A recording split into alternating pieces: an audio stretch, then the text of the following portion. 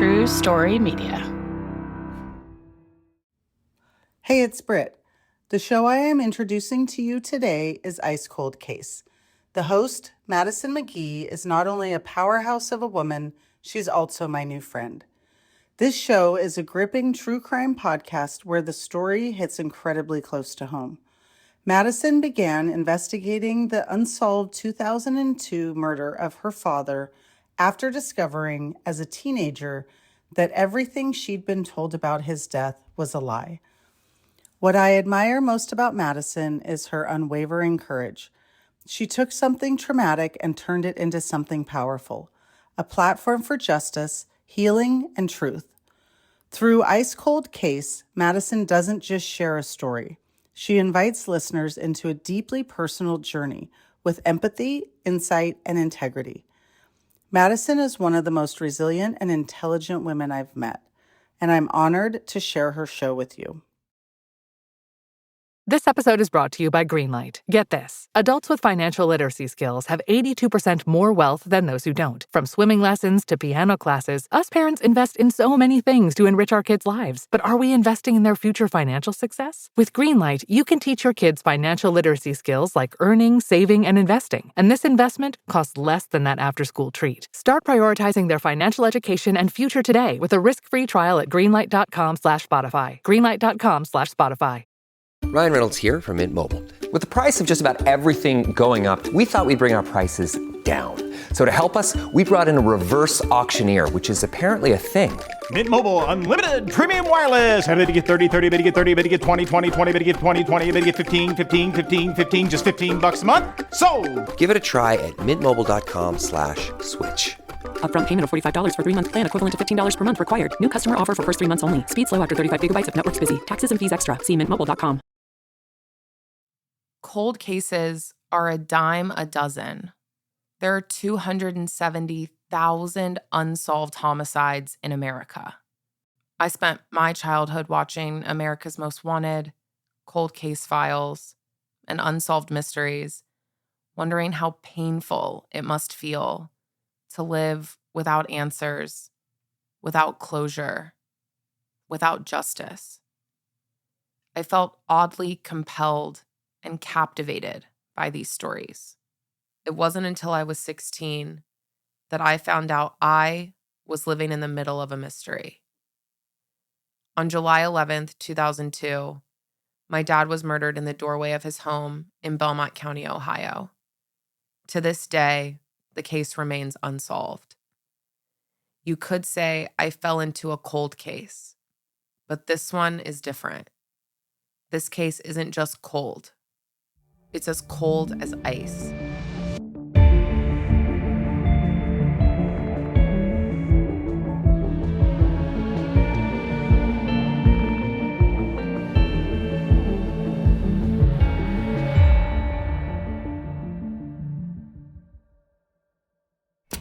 Belmont County 911, what's your emergency?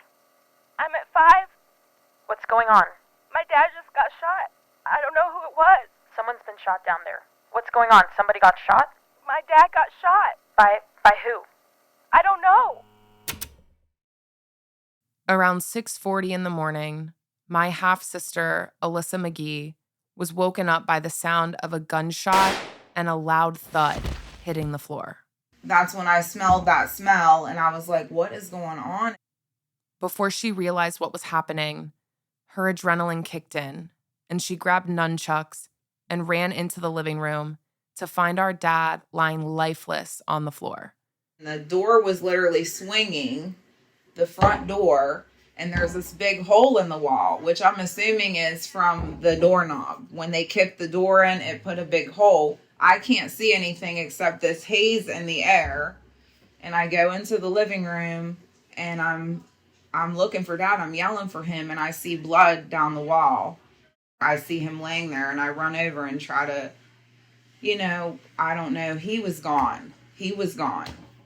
When I went to push his head over to do mouth to mouth, I noticed that it was in his head, and I told her, I was like, his eyes are open, and I don't think I'm going to be able to bring him back. I was like, I think he's gone.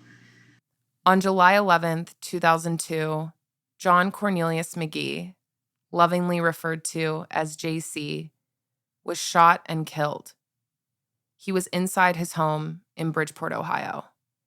His daughter, Alyssa, made that heartbreaking 911 call. But there was a second 911 call by someone who doesn't seem as concerned with the gunshot that swept through the neighborhood that morning. Belmont County 911, do you have an emergency?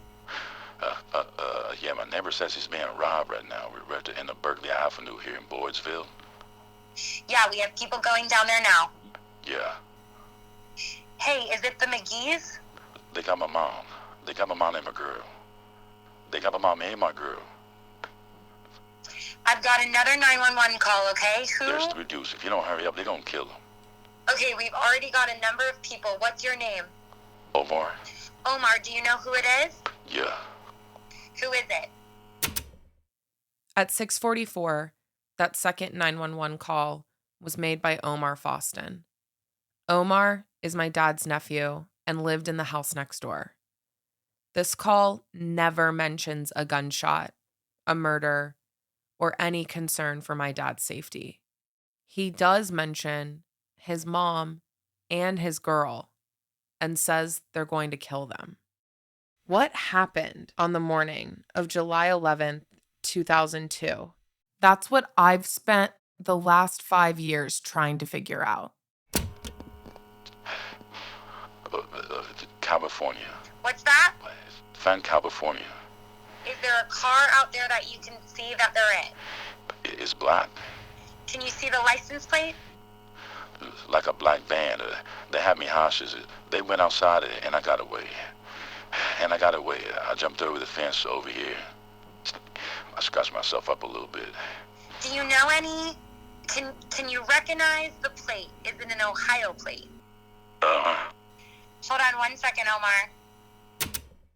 According to the police reports, Omar and his girlfriend Kim Smith were at the home of Pearl Foston. Pearl is Omar's mother and my dad's sister.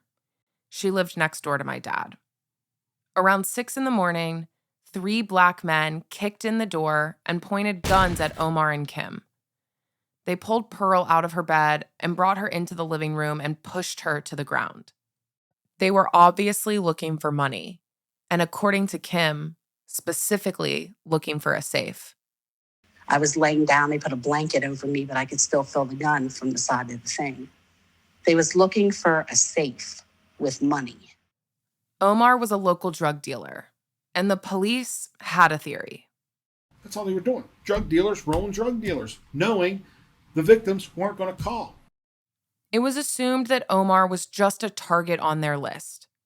They tied the 3 of them up with phone cords, ransacked the house, and poured alcohol on them, threatening to light them on fire if they didn't hand over the money. After about 30 minutes or so, police believe they took Omar outside and went over to my dad's house. Because I could hear what they were saying. I was laying there, we were still covered up, and they drug him out. And he was with them. I guess that was his way to try to escape when they went over there. The men kicked in the door, and my dad was in between his room and the front door, and they shot him at point-blank range with a shotgun. The men never entered the house, ran down the steps, and disappeared. Omar ran away to the end of the street and into a brake shop, where he made his 911 call. Pearl and Kim were left in the house next door while the men took Omar outside. They were tied up, laying on the floor face down with blankets over their heads. They were unsure if the men had taken Omar close by or if they had left.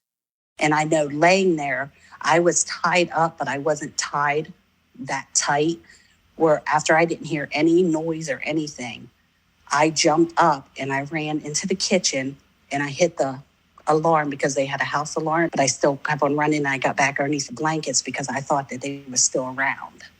The home alarm was the very first contact made to the police station. About 45 seconds later, Alyssa made her 911 call. When the police arrived, they didn't go to my dad's house first, the house with reported shots fired and a possible dead victim. Instead, They went to Pearl and Omar's house, where the two of them were explaining this home invasion to the police. I was just panicking and scared because now I'm alone, and they're asking me on the phone, is there anyone in the house? I'm like, I don't know. I don't know if anyone's here. No, I don't think so, but I don't know. When they finally sent a second team to my dad's house, they found 3 footprint markings on the door, and the door was open about an inch. The police walked in with guns up and found my sister sitting over my dad's body, still on the phone with 911. We got there, and once there was enough of us to make entry in the house because we didn't know if the shooter was still inside. Myself, 3 other units went in. We found your dad. He was there at the door. Cleared the rest of the house. No one else there. Police were coming up the steps, and they were like, you have to leave. I had to run out of there. She was escorted next door to our Aunt Pearl's house. We went back over to your Aunt Pearl's, checked it. We found the house was pretty much ransacked. This is when the Belmont County Sheriff's Department realized they were now looking at a murdered victim. An investigation, if you can even call it that, was about to begin.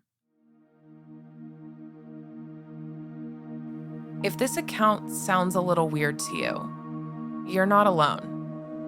But this is what lives in official reports. This is the starting point for an inconclusive investigation. This is what you'll be told if you ask, what happened to J.C. McGhee? But this was just the beginning of a series of stories, accounts, and theories I would eventually uncover. I wanted to take a minute to talk about how June is Men's Mental Health Month. Men today face immense pressure to perform, to provide, and keep it all together. So it's no wonder that 6 million men in the U.S. suffer from depression every year, and it's often undiagnosed. It's okay to struggle, for all of us. Real strength comes from opening up about what you're carrying and doing something about it. With over 35,000 therapists, BetterHelp is the world's largest online therapy platform. It's convenient. You can join a session with a therapist at the click of a button, helping you fit therapy into your busy life. Plus, you can switch therapists at any time. BetterHelp can provide access to mental health professionals with a diverse variety of expertise. Talk it out with BetterHelp. My listeners get 10% off their first month at betterhelp.com/probablythink. That's BetterHelp, HELP.com/probablythink. We off? 30 seconds of carefree bliss. Oof, like wind in your hair carefree. Oh, like using Clorox disinfecting all-purpose cleaner in the home carefree. Yes. Like dog slobbing on the coffee table and cleaning it with Clorox carefree. He's on a roll now. Spit toothpaste on the faucet. You got it. You got it. Peanut butter on the light switch. Oh, spritz, spritz. Spritz, spritz. Clorox, man. Clean feels good. Okay, we're back. Use as directed. I often think about what happens when we die. Who will show up to my funeral? What will they say? I've lost friends at a young age, and it made me question why I saved all my kind words and admiration until they weren't around to hear it. He was loved by many, many people. He did a lot of good for people. He was always so sweet to us. And when somebody gives love, they touch your heart. And it doesn't go away. He's very charismatic. He had turned so many people's lives around. Honestly, the best one out of all of them. People told me a lot of wonderful things about JC. They say he was extremely generous, had the most incredible sense of humor, and could sing better than just about anyone. I wonder if they told him that when they had the chance. John Cornelius McGhee was born on May 4th, 1957, in Wheeling, West Virginia. He spent his life living in the greater Wheeling area, which covers Belmont County, where central Ohio meets northern West Virginia. This is a very unique part of the country. The entire population of the county is 65,000, 93% of that is white, 4% Black. Only 16% of the population has an education beyond high school. In 2022, the median income was $28,000 a year. It's pretty rural, and back in the 50s and 60s, people were doing whatever they could to survive. My mom lived in Wheeling for a little while in the early 90s. That's when she met my dad. You know, JC grew up in the projects, and when he was a kid, his dad was in a really bad accident and was in a complete body cast, at which time his mother did whatever she had to feed all those kids. My dad dropped out of school after 8th grade, which is unfortunately common in this area. The poverty level is high, the education level is low, and the substance abuse problem sweeps across the Appalachian region. But JC always figured it out. He wasn't very educated in books and stuff, but he was very, street smart. He worked for many years at an aluminum plant until he was injured and forced to leave that line of work. He had 6 kids on record. Kathy Gibney was born when my dad was a teenager. Then he had Joel and Yolanda Washington, who share a mother. Had his first kid, I think he was 14 or 15, and then had another one right after. In 1986, he had Alyssa McGhee. She's the daughter of Barbara McGhee and the sister I knew as a young child. My dad loved Alyssa more than anything. He didn't have much of a relationship with his children until Alyssa was born, and felt he was finally able to do right by a child and be there for her. He took the responsibility of being Alyssa's dad very seriously. But when it came to us, the younger 3, he tried. Alyssa was 16 when our dad was killed. She was in the prime of her teenage rebellion stage. My dad wanted more for Alyssa than the life he had, so he was pretty strict with her. But in the end, she knew it was all out of love. He loved both of us so much. I think he loved all his kids a lot. In 1995, I was born in Wheeling, West Virginia. My dad swore I was his last. But in 2001, my little brother Shane was born. His mother, Deneen, had custody of him, and that broke my dad's heart. He was fighting for Shane, quite literally, until the day he died. But JC had some kind of appeal, and women just loved him. My mom tells me he loved 3 things: his kids, his Cadillac, and women. His burgundy Cadillac had gold rims and gold detailing. And I even have some early memories riding in the backseat to pick up Alyssa from school and listening to the Space Jam soundtrack. I Believe I Can Fly was my dad's favorite song. My dad's reputation preceded him. Almost all of his children have a different mom, and that came with complications. He really couldn't help himself, but people were aware of his antics. He really did try to help people, sometimes unconditionally and sometimes with strings attached, just depending on the situation. He attended Narcotics Anonymous and tried to follow the program. He would stay clean for long periods of time. The newcomers saw him as a role model. He owned a few homes in Wheeling and would let people stay for free during their recovery. I was just thinking about some of the guys, they're probably passed away by now, but he would give them a place to stay. All of his apartments were furnished. They weren't the best, but he would have furniture in them, and they would stay there if they had nowhere to go. But there was a darker side to him. Listen, JC was the shadiest motherfucker I know, I'll tell you. If you're attending Narcotics Anonymous, you probably have a drug dependency. And for my dad, that was coupled with a history of drug dealing. When I met him, he was clean and sober. He wasn't using. He did relapse. I don't know if he was using drugs at the time when all this happened, but I do know that people you hung around with were definitely using drugs. He didn't have a crazy criminal record, but he was embedded in the wheelings and dealings of the area. So much so that my dad was brought on as a voluntary police informant. JC worked for the Belmont Sheriff's Department for a long, long time. Voluntary might be a bit of a stretch. An informant is usually someone who is or was involved in criminal activity, but is granted immunity in some way in exchange for giving up information. In most cases, your back is up against a wall. You have to decide if it's going to be you or someone else.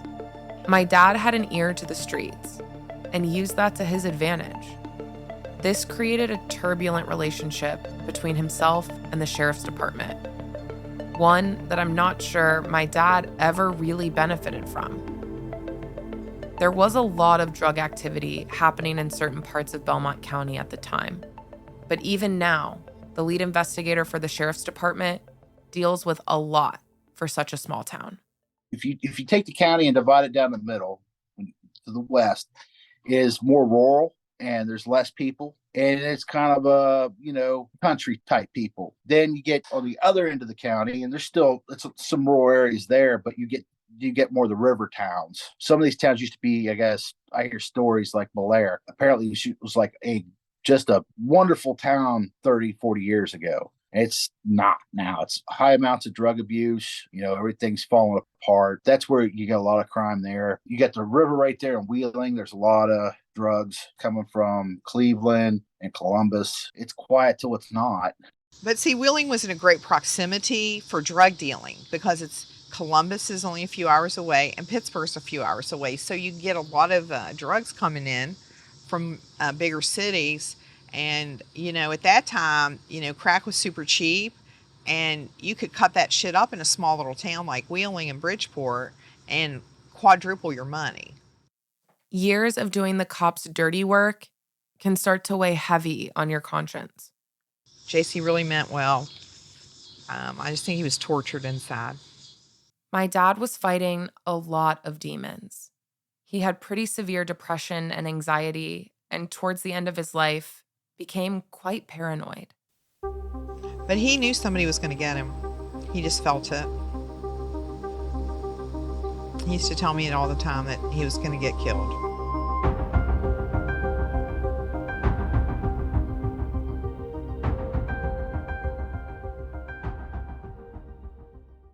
The official report of what happened on July 11th, 2002 is suspicious. Even the initial witness testimonies seem off. But there's someone who stands out as sketchy at best. I see what the problem is. Omar. I had a lot of questions after my first round of reading through these case files. More specifically, the transcript of Omar's 911 call. Omar, do you know who it is? Yeah. Did Omar actually know these guys?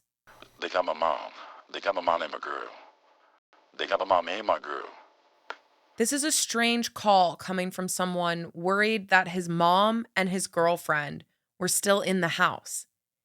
And if he knew who was there, why wouldn't he say names or give context? If you don't hurry up, they're going to kill him. And if they were in that kind of danger, what coward runs to a brake shop to call 911 and leaves them in the house? The gunshot was heard through the whole neighborhood. By the time of Omar's 911 call, my dad had been shot, but Omar never mentioned a gunshot. Yeah, my neighbor says he's being robbed right now. Omar chillingly refers to his uncle JC as his neighbor. It feels inorganic to call a relative that you have a nickname for your neighbor. It also just sounds weird to say that someone told you they are being robbed, unless they wanted you to call the cops for them. But my dad was dead, and they didn't enter the house or steal anything. If Omar was near my dad's house when he heard the gunshot, he would have had 4 minutes to get to the brake shop before making that 911 call. I can tell you this, okay? Omar has done nothing but lie. But what about the police? They got a call about shots fired and a separate call about a home invasion. For some reason, they went to the house that was broken into first. That doesn't make sense. You're probably assuming that when they did finally go inside my dad's house, the police gathered evidence at the scene. Surely they could test that now for DNA. But there wasn't any evidence collected. The lead investigator at the time, Detective Nipper, worked with Sergeant Duvall, who was currently working as a traffic cop. His shift started at 7 a.m. The call came in at 6:41 when he was on his way to work. So Nipper sent him straight to the scene. Because I come on shift at 7 o'clock. I left my house. It was about 20 after 6. Met the other sergeant that I relieved, and then we got the call. When it comes to handling more complex cases, specifically drug-related, near the Ohio-West Virginia border, the feds take over, and the county police move on. After reading through everything a second and third time, I had even more questions. Not just about Omar, but the other people there.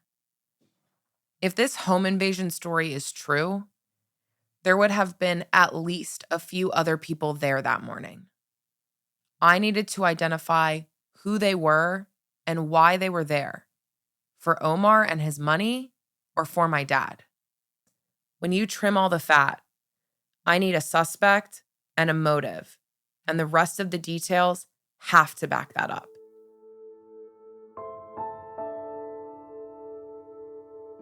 The story I am going to tell you is a combination of my firsthand experience and information I have collected from friends, family, and officials. Some agreed to go on the record. Some did not. Some initially agreed, and a month before the release of this show, told me that the years of interviews I had collected could not be used. And that's kind of how some of these people involved in this situation are. Not that I'm saying they'd had anything to do with the murder, but I'm sure they don't want their names brought up right now because they're living their lives and maybe had nothing to do with JC's murder. Nothing. And they just don't want to be involved in the fallback. I spent thousands of dollars on travel and hiring a crew to speak with family members who at the very last minute changed their minds. Because of those shifts, you're going to hear me tell you what people said a lot. You might hear interviews with distorted voices to preserve people's identities. See, the thing is with some people, they get in the lifestyle and they might not be this bad, horrible, but they still don't want to tell. So before I continue, you need to know something. I put my life in extreme danger to close this case. Knowing who to trust when everyone I was talking to was a stranger to me was difficult. On the phone, some people seemed really excited to meet me and eager to talk. But when I met them in person, I could tell something was off. Some people wanted to know what I knew, so they could decide what lies to tell me. I learned to rely heavily on my intuition to navigate these situations. Family dynamics are weird when you didn't know your family at all growing up. Until this point, I hadn't made much of an effort to get to know them, but they hadn't made any effort to get to know me. I got this strange feeling that some people I talked to knew a lot more than what they were telling me. It makes you question people's motives and intentions. But why would they lie? I assumed everyone in the family wanted to solve this, but that isn't necessarily true. And he told me, he was like, don't trust anybody, Alyssa, not even family. Just don't trust anybody. Because so many things happened to him over the years. People just lying on him, manipulating him. I am not a journalist. I am not an investigator. I'm a daughter. I have done, and am still currently doing, everything in my power to learn more about this case. I am walking a very fine moral line. Throughout this series, I will be doing everything I can to protect my family, but my top priority is to find out what happened to my dad on July 11th, 2002.